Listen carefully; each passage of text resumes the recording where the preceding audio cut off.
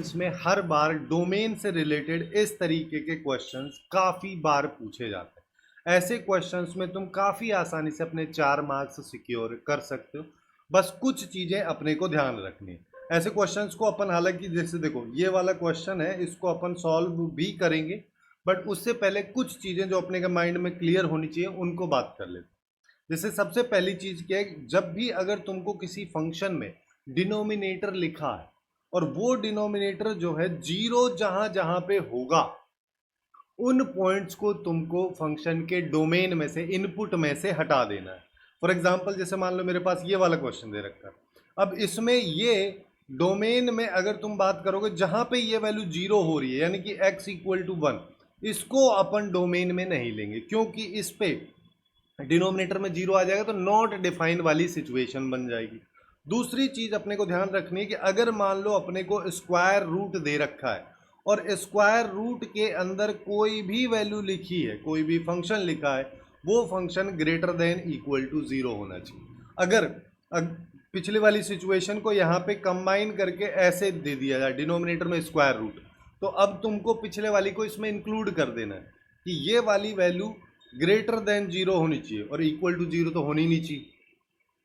जैसे यहाँ पे अपने पास में दोनों केसेस आ गए। ऐसे ही अगर मान लो जैसे ये वाला क्वेश्चन दे रखा है, तो अपन यहाँ पे बोल सकते हैं कि साइन एक्स जो है, अपने को साइन एक्स की वैल्यू ग्रेटर देन और इक्वल टू जीरो चाहिए। जैसे एग्जांपल के लिए अगर देखोगे तो साइन एक्स का ग्राफ जो है कुछ इस तरीके का होता है और आगे चल के रिपीट करता है, रफली हम समझ रहे हैं। तो ये वाली वैल्यूज अपने को कंसिडर करनी है केवल, क्योंकि इन सब वैल्यूज पे ही साइन एक्स का आउटपुट जीरो या जीरो से बड़ा आता है। नेगेटिव को लोगे नहीं, क्योंकि स्क्वायर रूट के अंदर नेगेटिव पॉसिबल नहीं। ऐसे अगर कहीं पे लॉग दे रखा है, जो कि उस वाले क्वेश्चन में अभी अपने को मिलेगा भी, तो लॉग के बेस में अगर अपने पास कोई वेरिएबल है और लॉग के आर्ग्यूमेंट में कोई वेरिएबल है, तो उस सिचुएशन में अपने को लॉग के बेस वाली और आर्ग्यूमेंट वाली कंडीशन लगानी है कि लॉग के बेस में जो वैल्यू है, जैसे कि यहाँ पे ये वैल्यू हमेशा पॉजिटिव होनी चाहिए और कभी भी 1 के बराबर नहीं होनी चाहिए। अब यहाँ पे जैसे x equal to not equal to 2, इसको अपन डोमेन में से एक्सक्लूड कर देंगे। ऐसे ही यहाँ पे जो ये x प्लस 2 है, ये हमेशा ग्रेटर देन जीरो होना चाहिए, जो कि आर्ग्यूमेंट की बेसिक कंडीशन अपने पास में होती है। वैसे ही अगर मान लो कहीं पे दो फंक्शन अपने को दे रखे हैं, जैसे कि मान लो ऐसे दे रखा है, ये वाला फंक्शन है, ये वाला फंक्शन, तो हम यहाँ पे क्या करेंगे, इन दोनों फंक्शंस के सेपरेट डोमेन निकाल लेंगे। उसके बाद सिंस ये पहले वाला फंक्शन भी एग्जिस्ट करना चाहिए और दूसरे वाला फंक्शन भी एग्जिस्ट करना चाहिए, फिर दोनों की इंटरसेक्शन की वैल्यूज निकाल के उसको अपन यहाँ पे इसका फाइनल डोमेन बोलेंगे। जैसे यहाँ पे डिनोमिनेटर वाला केस लग जाएगा, तो x की सारी वैल्यूज हो सकती हैं केवल 1 को छोड़ के, और यहाँ पे x की सभी वैल्यूज ले सकते हो। तो दोनों का इंटरसेक्शन लोगे तो फाइनली यही आ जाएगा, x की सभी वैल्यूज, उसमें से 1 को हटा दो। ऐसे ही कई बार कुछ क्वेश्चंस में तुमको स्पेशल फंक्शंस वगैरह मिल जाएंगे, जैसे कि ग्रेटेस्ट इंटीजर फंक्शन, जिसका ग्राफ बेसिकली कुछ इस तरीके का होता है। तो अपने को यहाँ पे इसको उसी तरीके से देखना है जैसे ग्रेटेस्ट इंटीजर फंक्शन को अपन देखते हैं। मतलब ये कि अगर ग्रेटेस्ट इंटीजर फंक्शन है और फिर वो डिनोमिनेटर में दे रखा है, तो तुमको पता है कि denominator can not be equal to zero. उन सारे के सारे केसेस को अपने को हटा देना जहाँ पे डिनोमिनेटर जीरो हो रहा है। अब सिंस ये ग्रेटेस्ट इंटीजर फंक्शन है, तो अपने को पता है ये पूरे के पूरे इस वाले इंटरवल में जब x की वैल्यू जीरो या जीरो से बड़ी और 1 से छोटी है, यहाँ पे जीरो देता है, तो हम इस पूरे के पूरे इंटरवल को डोमेन में से एक्सक्लूड कर देंगे। ऐसे ही सेम सिनेरियो अपने को फ्रैक्शनल पार्ट के लिए करना है कि अगर मान लो इसका रेसिप्रोकल दे रखा है, डिनोमिनेटर में दे रखा है, तो अपने को पता है कि फ्रैक्शनल पार्ट फंक्शन जो है वो इंटीजर्स पे जीरो आउटपुट देता है, तो सारे के सारे इंटीजर्स को अपन डोमेन में से हटा देंगे। वैसे ही सिग्नम फंक्शन की भी बात कर लेते हैं, कभी कभी ये भी क्वेश्चंस में देखने को मिल जाता है। तो जब x जीरो है उस सिचुएशन में जीरो होता है, पॉजिटिव पे 1 होता है, नेगेटिव पे -1 होता है। इन सारी चीज़ों को अपने को ध्यान में रखना है। इसके अलावा छोटी छोटी सी चीज़ें इनवर्स ट्रिग्नोमेट्री फंक्शंस की भी है। पिछले 2 साल का जेईई मेंस का अगर अपन ट्रेंड देखें, तो एक लॉगरिथमिक फंक्शन दूसरा इनवर्स फंक्शन मिक्स करके वो उसका डोमेन पूछ लेता है। तो अपने को इनके बारे में पता होना चाहिए। जैसे साइन इनवर्स एक्स है, इसकी अगर बात करोगे तो इसका डोमेन होता है कि -1 से 1 के बीच में साइन इनवर्स एक्स जो लिखा है, इसके अंदर जो भी वैल्यू लिखी है, ये वाली वैल्यू -1 से 1 के बीच में होनी चाहिए। जैसे सेम टाइप की कॉस इनवर्स के लिए होती है, टेन इनवर्स के लिए बात करोगे तो कोई भी वैल्यू हो सकती है, क्योंकि इसका ग्राफ जो है इस तरीके का आता है। कॉस इनवर्स एक्स का ग्राफ की बात करोगे तो इसका ग्राफ कुछ इस तरीके का बनता है, 0 से पाई में और -1 से 1 में। साइन इनवर्स एक्स के ग्राफ की बात करोगे तो इसका ग्राफ ऐसा बनता है, यानी कि -1 से 1। इसके अलावा अगर मान लो कभी सेक इनवर्स दे रखा है तो ये -1 से छोटी और 1 से बड़ी वाली वैल्यूज होनी चाहिए। सेम कहानी कॉसेक इनवर्स के साथ। अब आते हैं फाइनली अपने वाले क्वेश्चन पे। जैसे अपने को यहाँ पे एफ एक्स फंक्शन में ये दे दिया है और ये दे दिया, जैसे कि मैं अभी बोल रहा था कि आईटीएफ और लॉग को मिक्स करके काफ़ी सारे क्वेश्चंस पूछे जाते हैं। अब ये तो इनवर्स वाला हो गया, ये लॉग वाला हो गया। इनवर्स वाले के लिए अपने को क्या पता है कि ये वाली जो वैल्यू है ये -1 से 1 के बीच में होनी चाहिए। लेकिन अब ही हम यहाँ पे एक और चीज देख पा रहे हैं, हम यहाँ पे देख पा रहे हैं कि यहाँ पे मॉड लगा है। अब मॉड लगा है तो मॉड लगने के बाद आउटपुट कभी नेगेटिव में तो होगा नहीं, तो बेसिकली हम यहाँ पे क्या बोल सकते हैं कि ये 3x - 7 डिवाइड बाई 17 -x पूरे पे मॉड, इसकी वैल्यू 1 से छोटी होगी और 0 से बड़ी होगी, 0 के बीच इस इंटरवल में होगी, क्योंकि नेगेटिव तो कभी होगी ही नहीं।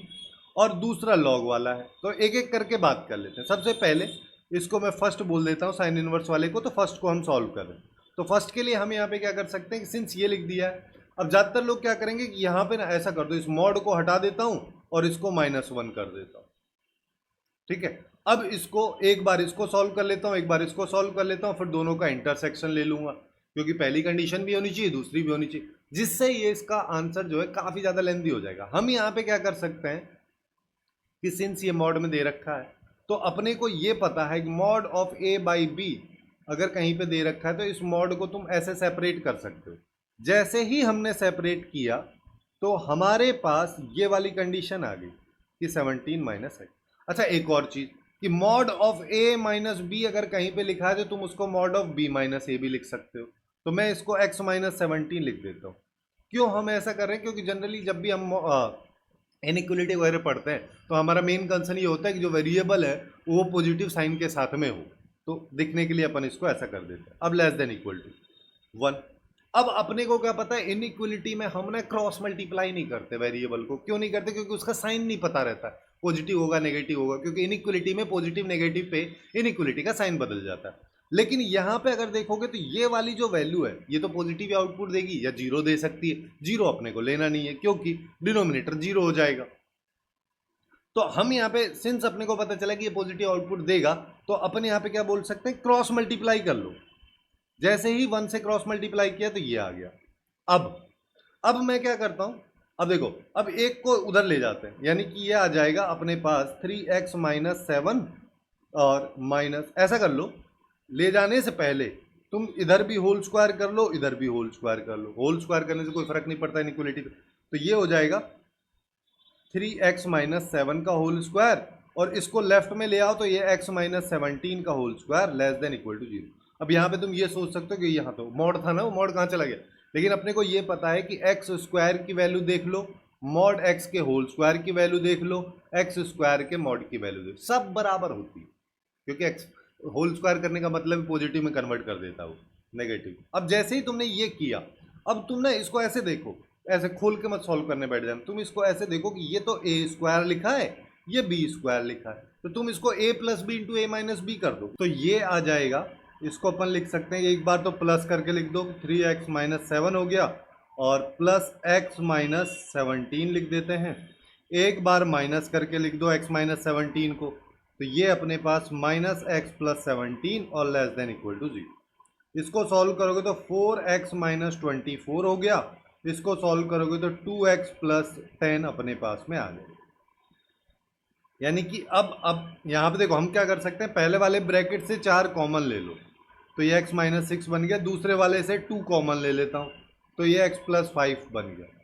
4 और 2 को अपन निपटा सकते हैं, तो यहाँ पे आ जाएगा x + 5 और x - 6 less than equal to 0।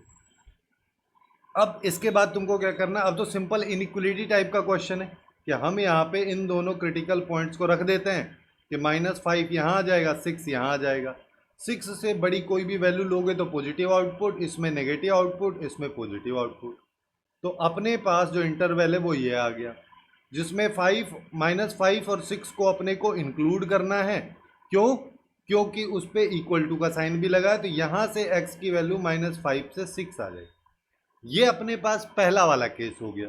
अब दूसरे वाले केस यानी कि लॉग वाले को सॉल्व करेंगे, तो इसके लिए एक चीज़ देखो, सबसे पहले अपने को क्या पता है, अपने को ये पता है कि लॉग के अंदर आर्ग्यूमेंट में जो लिखा है वो सब पॉजिटिव होना चाहिए, और बेस में भी। बेस तो यहाँ पे वेरिएबल है ही नहीं, तो वो तो ऑलरेडी है, तो अपने को ये वाली वैल्यू पॉजिटिव चाहिए। अब इसमें भी एक और चीज़ इंटरेस्टिंग है, वो ये कि एक और लॉग है, उसके अंदर फिर से ये वाली वैल्यू है, तो ये वाली वैल्यू भी पॉजिटिव होनी चाहिए। लेकिन इसको अगर तुम देखोगे तो ये एक ऐसी क्वाड्रेटिक इक्वेशन है जिसका d लेस देन 0 है। अगर इसका d लेस देन 0 है तो इस क्वाड्रेटिक इक्वेशन का आउटपुट हमेशा पॉजिटिव आएगा, ठीक है, क्योंकि इसका ग्राफ जो है कुछ इस तरीके का बनेगा, a पॉजिटिव है, तो अब अगर ग्राफ ऐसा बनेगा तो आउटपुट हमेशा, या y की वैल्यू हमेशा पॉजिटिव आ रही है, तो ये तो हमेशा पॉजिटिव है। अब अपने को केवल इसको चेक करना है। इसको चेक करने के लिए अपन यहाँ पे क्या बोल सकते हैं कि log 5, यहाँ पे log, इस वैल्यू को अभी मैं अल्फा बोल देता हूँ क्योंकि बार बार उतना लिखूंगा तो नेसेसरी ज़्यादा टाइम जाएगा, तो ये वैल्यू ग्रेटर देन 0 होनी चाहिए। हमने ये कर दिया, ठीक है। तो अब लॉग की इनइक्वलिटी है बेस 5 है, यानी कि 1 से बड़ा है, तो इनइक्वलिटी का साइन नहीं बदलता जब हम लॉग हटाते हैं। तो इस 5 को उधर ले जाओगे, यानी कि अब अपना यहाँ पे ये लिखेंगे तो ये हो जाएगा 5 की पावर 0, जिसको 1 लिख सकते हैं। तो ये 7 माइनस log 2 ये आ जाएगा, और यहाँ पे ग्रेटर देन अल्फा, ये अपने पास में आ रहा है। तो इस 1 को इधर कर देता हूँ और इसको इधर कर देता हूँ, तो हमारे पास log अल्फा की वैल्यू लेस देन 6 आ गई, यानी कि अल्फा की वैल्यू लेस देन 2 की पावर 6। 2 की पावर 6 की बात करोगे तो ये वाली वैल्यू हमारे पास में एक्चुअली में 64 आ जाएगी। तो अल्फा क्या है, x square minus 10x plus 85 less than 64। तो अब हो गया हमारे पास, इस 64 को इधर ले आओ, 10x और 85 में से 64 अगर मान लो जाता है तो 6 यहाँ पे बचा, 21 हो गया, और ये लेस देन 0 है। इसके दो फैक्टर हो जाएंगे, x माइनस 3 और x माइनस 7, ये अपने पास में आ रहा है, ठीक है। अब यहाँ पे फिर से वही इनइक्वलिटी हो गई, तो हम क्रिटिकल पॉइंट ले लेंगे। एक तो 3 आ गया, एक 7 आ गया, इससे बड़ी पे पॉजिटिव, यहाँ नेगेटिव, यहाँ पॉजिटिव। मेरे को क्या चाहिए, दोनों के बीच की वैल्यूज, क्योंकि नेगेटिव चाहिए लेस देन 0, तो ये अपने पास में आ जाएगा, ठीक है। तो यहाँ से तुम बोल सकते हो x की वैल्यू 3 से 7 के बीच में होगी, दोनों को इंक्लूड नहीं करेंगे क्योंकि इक्वल टू का साइन नहीं लगा।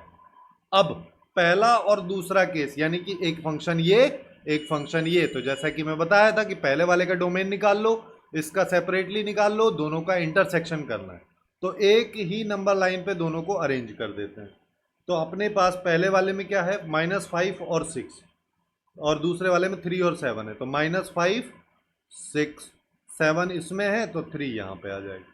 पहले वाला इंटरवल हमसे क्या कह रहा है, -5 से 6 के बीच की सारी वैल्यूज ले लो, तो -5 से 6 के बीच की सारी वैल्यूज ले ली। दूसरे वाला क्या कह रहा है, 3 से 7 के बीच की वैल्यूज ले लो। दोनों में कॉमन पार्ट चाहिए, तो कॉमन अपने पास ये वाला पार्ट हो गया। अब सिंस एक जगह 3 इंक्लूडेड नहीं है, दूसरी जगह अगर मान लो है भी, तो भी अपन उसको हटा देंगे क्योंकि दोनों में कॉमन तो नहीं है, तो यहाँ पे 3 आ गया। 6 दोनों में इंक्लूडेड है, तो 6 पे क्लोज ब्रैकेट आ जाएगा, ये आ गया। अब यही डोमेन इसने दे रखा है इसी फॉर्मेट में, तो अल्फा और बीटा की वैल्यू आ गई 3 और 6, दोनों का सम पूछा है, तो सम हो गया 9, और इस क्वेश्चन का आंसर अपने पास में 9 आ जाए। ऐसे अपन डोमेन के क्वेश्चंस को काफ़ी आसानी से सॉल्व कर सकते हैं। इसी तरीके से अपन ने टॉप 50 टॉपिक्स को, जो कि जेईई मेंस के लिए हाईली इंपॉर्टेंट है, वहाँ से तुम काफ़ी आसानी से अपने 4 नंबर टॉपिक वाइज सिक्योर कर सकते हो। उन सबको लेफ्ट वाली प्लेलिस्ट में कवर किया है, तो वहाँ से जाके बाकी चैप्टर्स के टॉपिक्स को भी चेकआउट अभी जाके कर लो।